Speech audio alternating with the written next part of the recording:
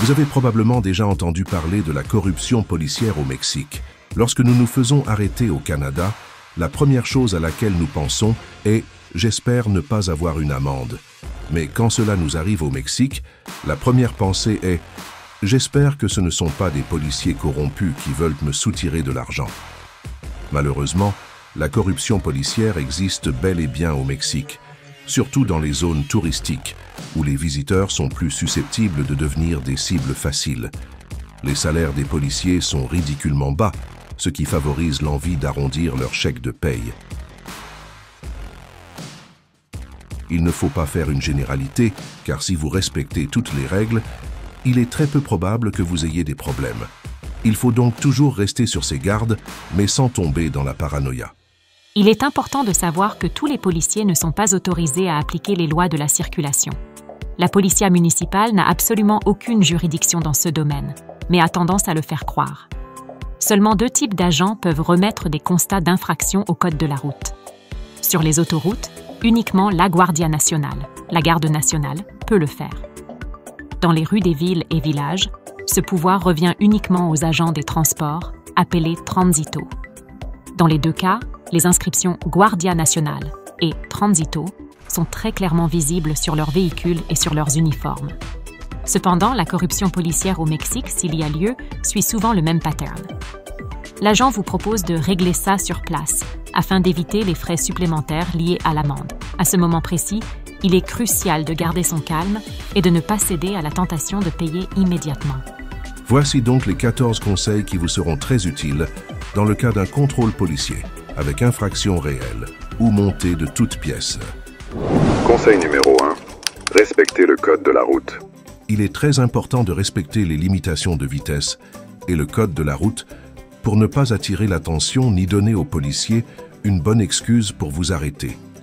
En passant, le port de la ceinture de sécurité est techniquement obligatoire pour tous les occupants d'un véhicule. Ce règlement est peu appliqué, mais il sert souvent de prétexte à vous soutirer de l'argent, même à l'arrière d'un taxi. Conseil numéro 2. Photocopiez votre permis de conduire et votre passeport. Selon l'article 198 du Code de la police mexicaine, en aucune façon, les policiers peuvent saisir et garder quelque document officiel que ce soit, permis de conduire, passeport, enregistrement de la voiture, plaque d'immatriculation et autres. Il ne faut donc jamais remettre l'original de votre permis de conduire ou de votre passeport lors d'un contrôle de police, car le policier malhonnête s'en servira et les comme monnaie d'échange pour mettre de la pression dans son chantage. Afin de prévoir le coup, nous vous conseillons de laisser quelques photocopies de ces documents dans la boîte à gants que vous pourrez sortir en cas de contrôle. Si jamais vous préférez utiliser votre permis de conduire officiel, ne faites que lui montrer et ne l'autorisez jamais à le conserver. Conseil numéro 3. La contravention de courtoisie. La Guardia Nacional ont comme directive d'offrir des contraventions de courtoisie, la multa de cortesia, aux conducteurs étrangers. Il s'agit d'un avertissement verbal et un conseil à la prudence en cas de délit mineur. Si cela ne vous est pas offert, vous pouvez toujours la demander en disant simplement « multa de cortesia pour favor ». Ce petit privilège ne sera habituellement pas accordé par les policiers transito.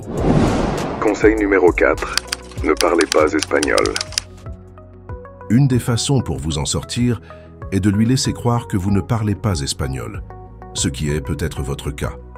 Alors, parlez en français en exagérant votre incompréhension, en allant même jusqu'à sembler très lent d'esprit. Expliquez avec des gestes que vous ne comprenez pas ce qu'il vous dit ou vous demande. Insistez sur le fait que vous êtes touriste canadien, pas gringo américain. Ce sont leurs proies préférées, car habituellement, les Américains payent rapidement. Il faut que le policier sente qu'il va avoir de la difficulté à se faire comprendre et qu'il perdra beaucoup de temps pour une issue peu certaine. Il se peut qu'il se lasse et vous laisse partir. Ça fonctionne dans la plupart des cas. Certains policiers utilisent un traducteur sur leur téléphone et vous le feront lire. Nous vous suggérons d'écrire des mots qui n'ont aucun rapport, ce qui devrait les confondre, et après quelques échanges, ils devraient se décourager et vous laisser partir. Conseil numéro 5. Faites faire des copies réalistes de votre plaque d'immatriculation. Il est possible qu'un policier prétende une infraction car vous n'avez pas de plaque d'immatriculation à l'avant.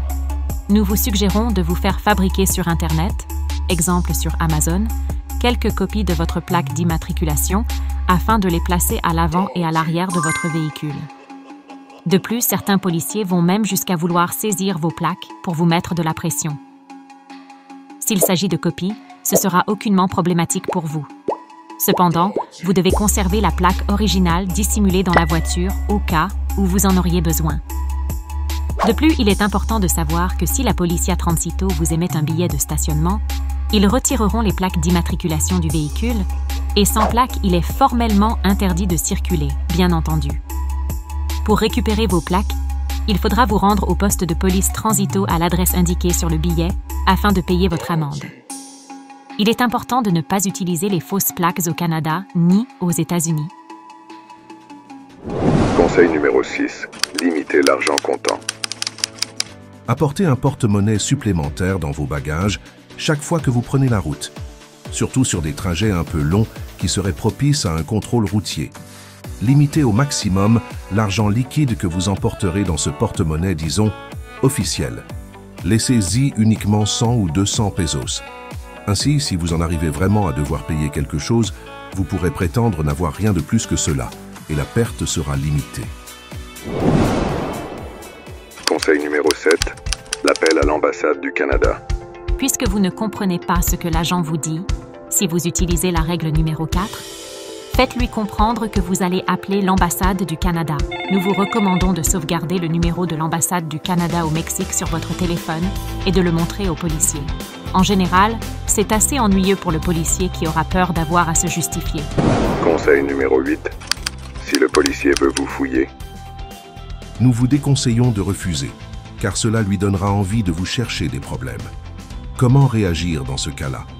Nous vous recommandons de toujours rester cordial et d'accepter la fouille tout en prenant dans chacune de vos mains votre portefeuille et votre téléphone portable. Vous éviterez ainsi au maximum les risques de vous faire dépouiller. En effet, il est beaucoup plus facile de vous voler directement vos affaires si elles restent dans votre poche. L'agent hésitera beaucoup plus à vous prendre vos affaires si elles sont déjà à la vue et dans votre main. Conseil numéro 9. La caméra de tableau de bord. Nous vous suggérons d'installer sur le tableau de bord de votre véhicule une caméra prévue à cette fin. Si un policier tente de vous soutirer de l'argent, faites en sorte que tout se passe devant votre voiture et indiquez-lui par des gestes, car idéalement vous ne parlez pas espagnol, que votre caméra enregistre tout depuis le début, que ce soit vrai ou non. Cela pourrait le dissuader à continuer son petit manège. Nous vous conseillons de ne pas le filmer avec votre cellulaire, car certains policiers pourraient très mal réagir, particulièrement dans la région de Tulum, entre autres. Conseil numéro 10. Ne pas paniquer.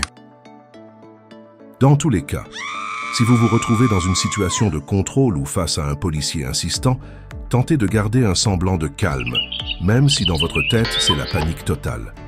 Il faut montrer que vous n'avez rien à vous reprocher. Dans la plupart des cas, rester poli et demander l'amende officielle éliminera le risque de devoir payer un pot de vin. Conseil numéro 11. Le policier doit se sentir supérieur.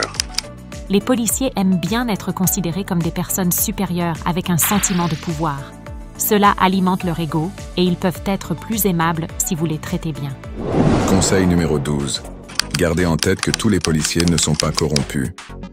Sachez quand même que la présence de policiers est normale sur certains postes de contrôle fixe, notamment aux frontières entre les États du Mexique ou avec les pays frontaliers. Donc, ne paniquez pas à la vue de ce genre d'installation, car dans la majorité des cas, tout devrait bien se passer. Conseil numéro 13. Lors d'une situation où vous êtes pressé par le temps. Par exemple, vous êtes en route vers l'aéroport et un policier vous menace de vous arrêter et vous amener au poste de police. C'est malheureusement assez connu que beaucoup de touristes se font arrêter pour une infraction commise, ou non, sur la route menant à l'aéroport. Les policiers espèrent tomber sur des touristes en route pour leur vol de retour. C'est généralement à ce moment-là que vous n'avez pas d'autre choix que de payer sur place, en négociant le prix à payer. À vous de voir si la perte de quelques heures risque de vous faire perdre votre vol, si c'est votre cas, et s'il serait mieux de céder au chantage. Conseil numéro 14. Le rapport du touriste. Le gouvernement mexicain impose à tous ses policiers de compléter un formulaire spécifique lors de l'arrestation d'un touriste étranger. Ce formulaire émis par le ministère du Tourisme se nomme « Informe del Turista », le rapport du touriste. Les policiers mexicains en général n'aiment pas remplir les nombreux formulaires suite à l'arrestation d'un contrevenant et lors de l'émission d'une contravention. Ce formulaire n'est pas disponible au public, donc ne se retrouve pas sur le site internet du gouvernement mexicain. Cependant, nous avons réussi à en obtenir une copie que voici. Nous vous conseillons de faire une capture d'écran et de l'imprimer afin de le présenter lorsque le policier est sur le point de vous remettre un billet d'infraction routière. Ceci pourrait même le dissuader à vous donner une vraie ou une fausse contravention. Nous espérons que ces conseils pourront vous être utiles, mais que vous n'aurez pas à les mettre en pratique. N'hésitez pas à vous abonner à notre chaîne, à liker ce vidéo et à le partager afin d'aider d'autres voyageurs comme vous. Bon voyage!